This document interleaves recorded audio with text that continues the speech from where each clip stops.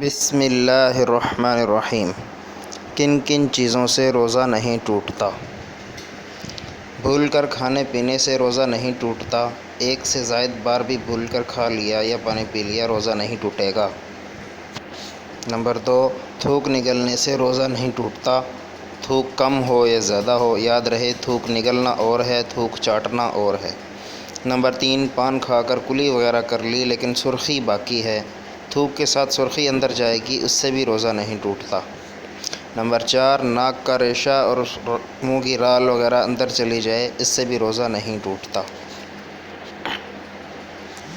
Number 5، اگر منہ میں سے کسی وجہ سے خون ہے اور تھوک زیادہ اور خون کم ہے تو روزہ نہیں ٹوٹے گا، ہاں اگر خون زیادہ اور تھوک کم ہے تو روزہ ٹوٹے گا۔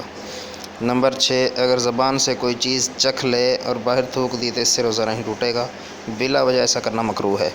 کوئی عورت ایسی ہو جس کا شوہر سخت مزاج ہو اور خدشہ ہو کہ کھانے میں نمک وغیرہ زیادہ ڈالنے سے ڈانٹ پڑے گی تو چکھ لے۔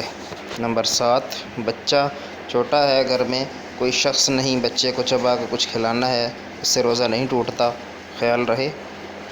نمبر 8، مسواک کرنے سے روزہ نہیں ٹوٹتا، مسواک خشک ہو یا تر ہو۔